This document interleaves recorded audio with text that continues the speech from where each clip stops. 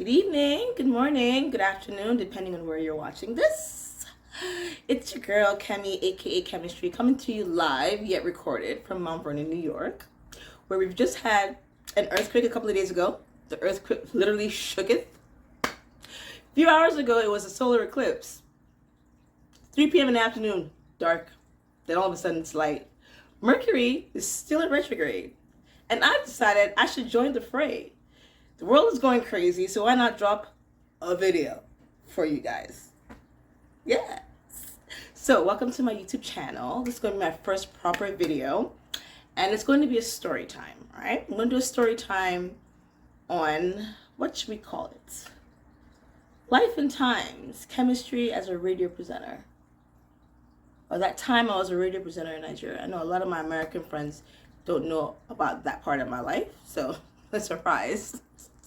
This would be a good story for you guys. And those of you in Nigeria, well, you already know, but your question is, what the heck happened? So this is going to be my story time to you guys. All right. So without further ado, oh wait, before I get into this story, I do feel like it's very important that I do say that this is not exactly like something I'm doing to like bash people, thrash people. I'm not trying to open anyone's yash people. Ooh, bars. Anyway, I'm not trying to like just stir up the pot, cause trouble. Okay, maybe a little bit. But honestly speaking, this is just like an exercise in catharsis for me. And those of you who do therapy probably are familiar with catharsis. Those of you who've never been to therapy, let me school you. Catharsis is basically the cleansing of the soul, the purification, the purging of the soul through expression, whether it be verbal, however. Some people do it through music, you know, write poetry, whatever. This is my form of catharsis because, not for nothing, living in Nigeria from 03 to 09, and then finally leaving in like 2012, those were some of the darkest days of my life. Those were some of the days like I have never experienced such low self-esteem, such depression. Those were not good times.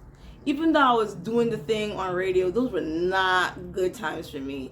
And I probably, subconsciously or not, may have suppressed it. But it's coming up, especially being that this month will make it 15 years since I got fired. Rest in peace to Dan Foster. It will make it 15 years since I got fired from my job at Inspiration. So I really want to, you know, do an exercise in catharsis. Have a cathartic episode and just go through it. If you come up funky in this story, I'm so sorry. Or am I? Because you know what? I always say be careful how you treat people because it may come back to haunt you. So, that being said, let's get into it. Where are my notes? I had to write it down because I don't want to forget nothing. All right. So, the year was 1999. My father was the Nigerian ambassador to the Côte d'Ivoire, the Ivory Coast. And it was his first ambassadorial. We're all excited. I'm at Hampton University. My family is in New York. So we all decided that we were going to all meet up in Africa, in Côte d'Ivoire, in Abidjan, and bring in the millennium. So that was going to be like, what, Christmas Eve? So I was the first one to get there, right? And lo and behold, in Africa, true fashion, it was a coup d'etat. Cool, because, you know, African men and leadership and being in control, it's a thing, you know. People want control, they love the control, and they want to be in power. What else? So I ended up having the whole place to myself, good times. My father was stuck in Ghana. My family, my mom and my siblings were diverted to Senegal. Great geography lesson right there.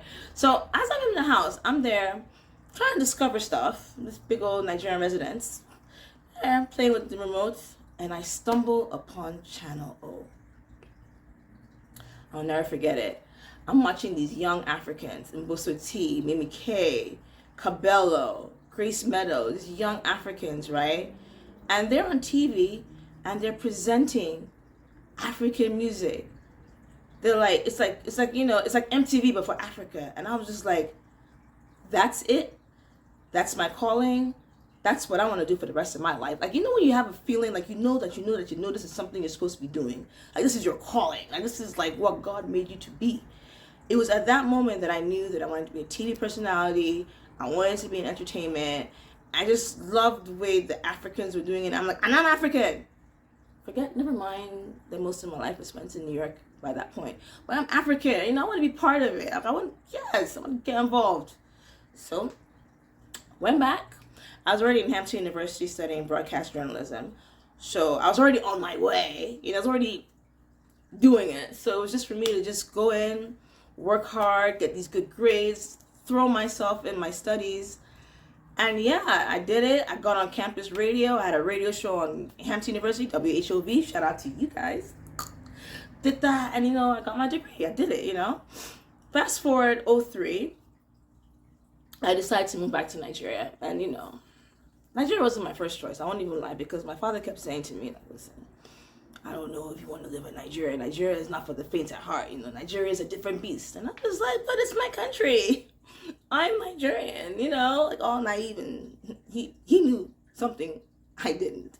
He already knew that if I were to come to Nigeria, it was going to be difficult. And boy, was he right. But back then, you know, I was young, ambitious, naive. So, 03, my mom, bless her heart, she had some connections with AIT. AIT is like the local big channel out there.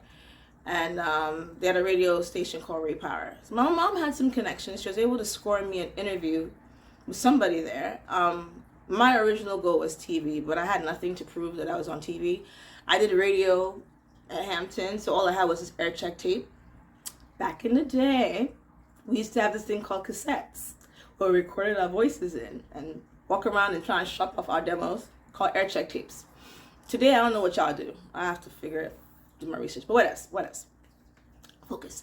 So, I was able to get a job as a radio presenter on Ray Power. I don't even remember what drive or what shift they gave me, but I just know I was there for 1 week. It's 1 week. I met a guy there. I think his name is Gorilla. I could see him in my mind's eye, but I can't. I really, really hope I'm getting his name right.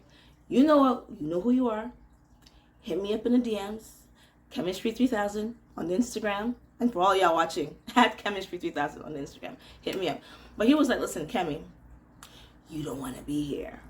They don't pay salary here. Some of us have not been paid for like 5 months. And that's actually a real thing in Nigeria. There are people that are employed right now in Nigeria working hard that will not see their salary because, I don't know, maybe the person in charge, I don't know, maybe greed.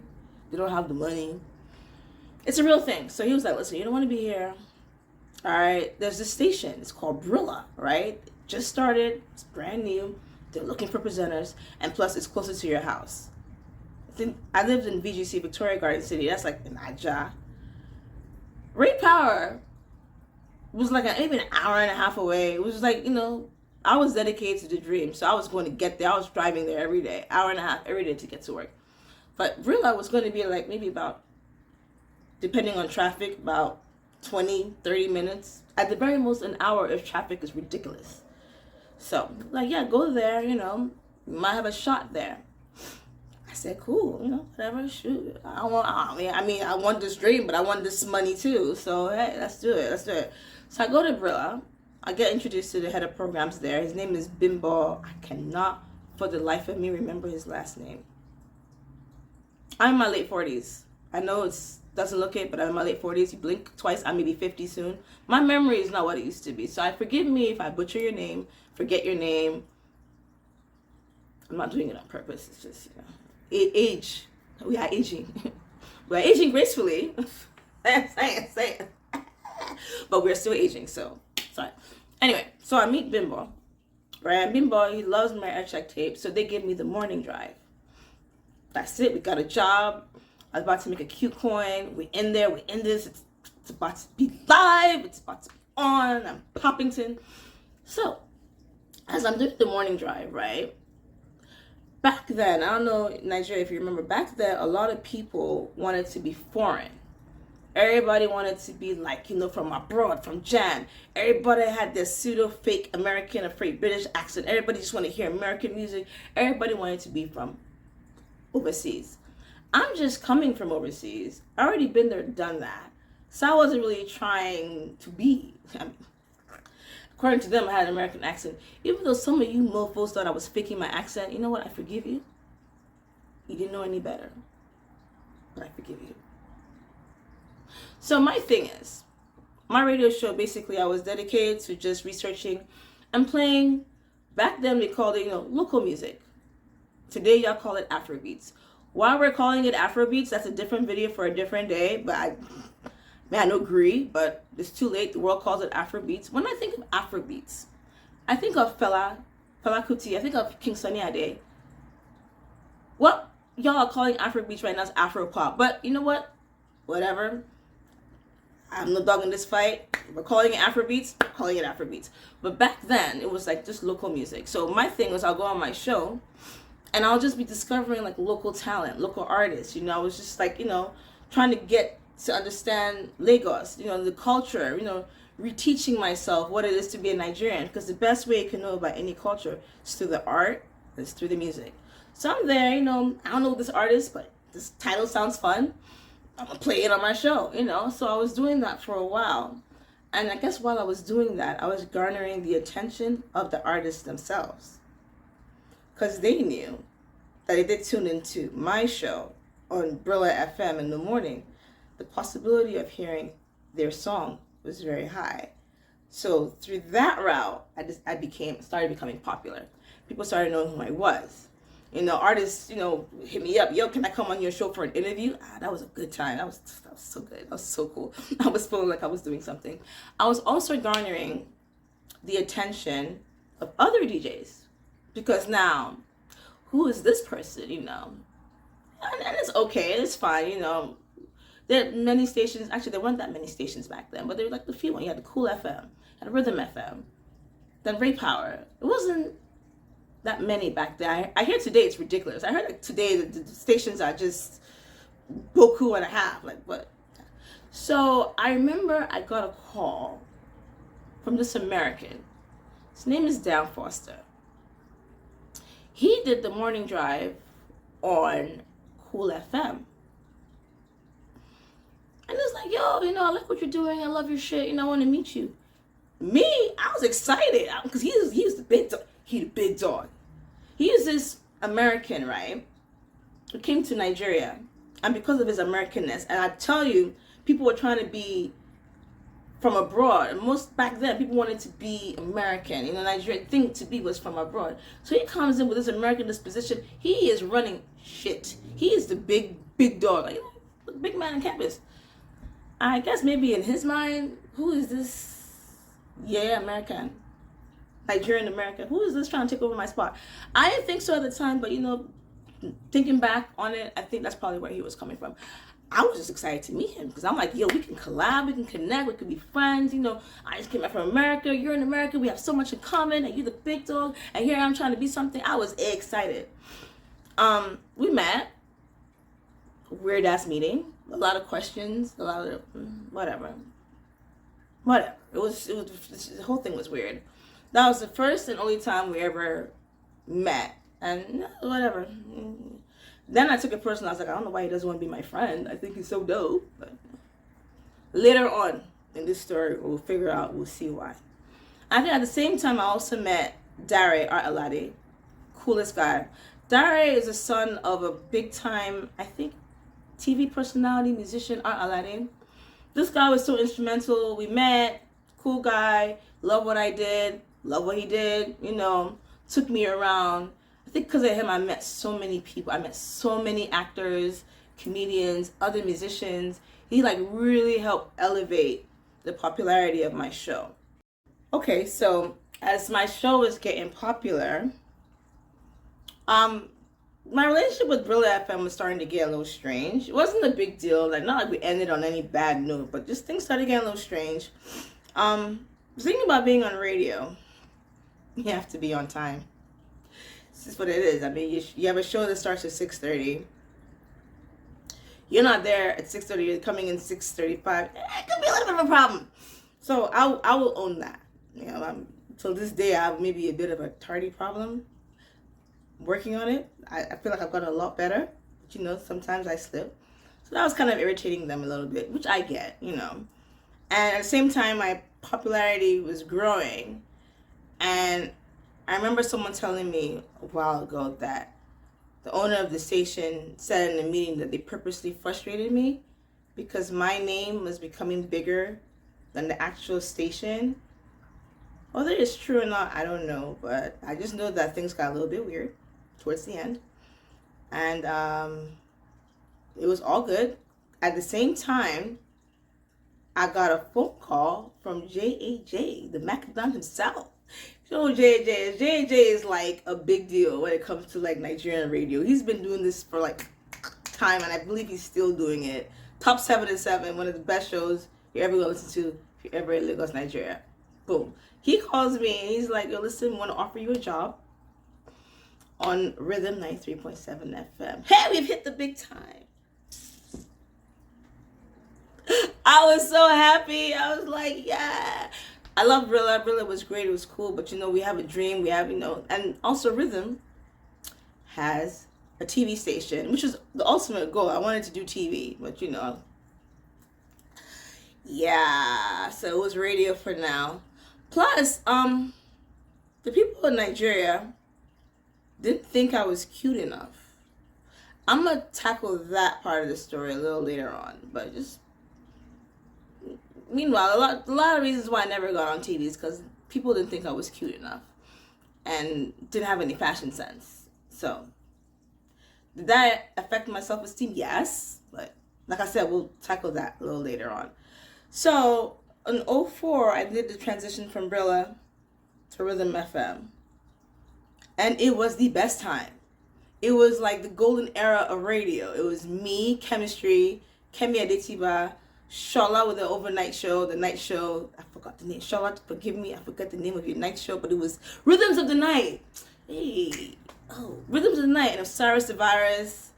I mean, Nanya was there, but was he really? Nanya had the morning show. I'm not sure if he's still doing that, but God bless you, Nanya.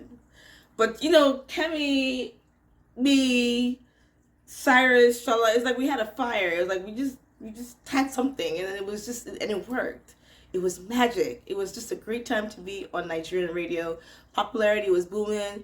I was meeting more artists. Everything was great. You know, I'm feeling myself. Life is great. You know. If I had sound effects, this is where the thunder would come in. Then entered two people that I feel like kind of will forever affect the trajectory of my show. Not 100%, but, you know, they played a part, you know. Yeah, I'm going to say that. Yeah, they played a part amongst other factors. But when it comes to this here radio thing I'm talking about, I'm just going to stick at this part of the story. Enter in Big Time and The Wild Child. I'm going to start with Big Time. Big Time, I believe he went to school in Michigan, came in. This guy, you gotta admire persistence. This guy would show up every single day at J.A.J's office looking for a job. For him and his then girlfriend, wife. No, I can't even knock it. I think that's like, you know, a lesson in persistence. Every single day for like a month or 2 or 3, I don't know. But this guy would show up faithfully every day in J.A.J's office. Give me a job. I want a job. I want a job on radio. I want to be on radio. I want a job. To the point where J.J.'s like, you know what? Chemistry. Why don't you bring him on your show and train him? And I'm like, you know, yeah, you know, why not? And back then I was on my Wendy Williams. You know, Wendy had Skell, you know. So I was like, yeah, I can use a sidekick. Sure. Come on. Come on. Let me train you. Let me show you how to do this radio thing. So it was cool, you know. It was good. It was a cool sidekick. And then he became a permanent fixture on the show, which was no problem. Yeah, listen, the more the merrier. Let's both do this together. Then something weird started happening. He started wanting to dominate the show. And I'm just like, okay, great. This was supposed to be like me training you, you being a sidekick, and all of a sudden you're trying to take off my show. What the hell's going on? You know? I ain't like that. I ain't like that. I did not like that. I was not a part of that. I didn't see that coming at all. I remember by that big tree between the TV station and the radio station, I remember pulling to the side like, "Oh, Biggie, I don't know what's going on here." That's his nickname, Biggie. I don't know what's going on. I don't know what you're trying to do here, but I'm really not feeling this. You trying to overpower me, take over. I didn't sign up for that. I appreciate you being the sidekick, whatever, but I really am not feeling the overpowering, the dominance, that you trying to take over what I'm trying to do here. You trying to take over what I'm trying to create here. Back then I was very vocal. I cared. If I felt something, I said it. I said it. I said what I said. I said it again. And I just remember the look in his eye. I mean, listen, rest in peace. He passed away like probably a year or two ago. I have no ill feelings towards this guy. And this is not like something like I'm trying to knock him, bash him. This is what happened. All right? It happened. It happened to me. And this happened. So I'm just bringing it out there because honestly, I didn't really realize it had happened until when he passed away and everyone was trying to get me into the group chat. And then I was like, oh wait, I remember. Yeah, that's so. But I remember the look in his eye. He didn't find that funny. He didn't find it funny at all. He didn't like it. And that was that. So that's the biggie. The Wild Child. This guy, I don't know, he came out of nowhere in this dusty old ass green ass Benz. I don't know. I heard he used to be on the station. He left to become a pastor. That didn't work out, so he came back. I'm not sure. I'm not 100% the certainty of that part. But this is what I heard. Came back, wanted to be a presenter, started hosting the dance party. And me, back then I was super duper friendly. I loved everyone. So I was like, hey, how you doing?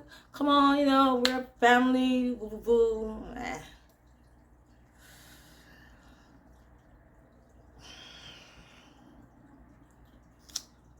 I'm gonna need a minute.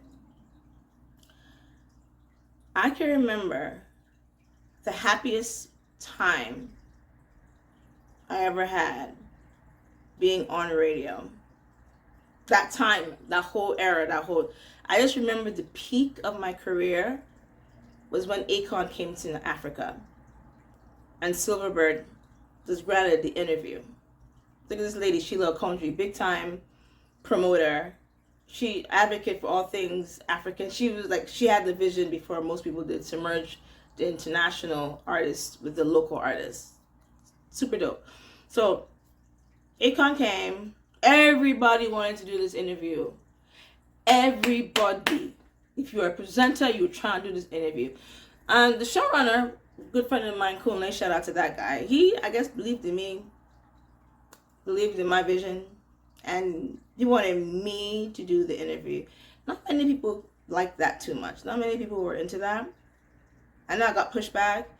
And that's when it started coming into the consciousness that people thought I was ugly and I couldn't dress.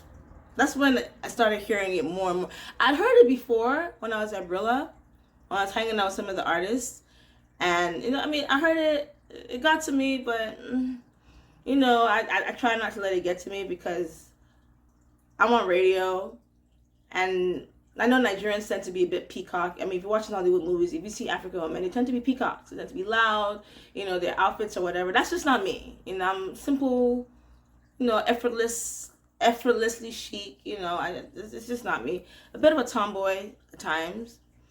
But that's when it started coming into the conscious, like, oh, this girl is so ugly, gonna put her on TV? Oh, ew, that type of thing. And, I ended up doing the interview. I have a picture of it. I'm gonna post it. But I just know that things weren't the same after then. And here's where things really changed, though. This is where things really got nuts. So Akon concert later that night. Attended the Akon concert. It was wild. It was live. It was everything I wanted to be. I was doing the shots. I was drinking. I was having a good time. I just did this interview. I was feeling fantastic. And I remember Wild Child was like, yo, I think you're a little too drunk to drive, if you need a place to crash. I'm not sure. I'm not 100% sure how it happened or what happened. I'm just trying to speculate. This is something I probably need to do more meditation and figure out because this memory is a little warped, but somehow, someway, I was not allowed to drive home, and he was going to give me a place to stay because maybe I was a little drunk. I don't remember. I wish I did. But then I go up to his room. He's sharing a room with Cecil Hammond. Shout out to that guy too. Happy birthday, Cecil, by the way. I heard it's your birthday. Anyway, they're sharing a room. So and these are like my colleagues. So I didn't really think. And ladies, sometimes you need to watch out situations we put ourselves in. But I didn't really think, anything of it. Until dude tried to smash. He was trying to smash the whole night. And I'm just like, dude, no. This is not how it's going down. This is not what it is. No. To the point Cecil had to get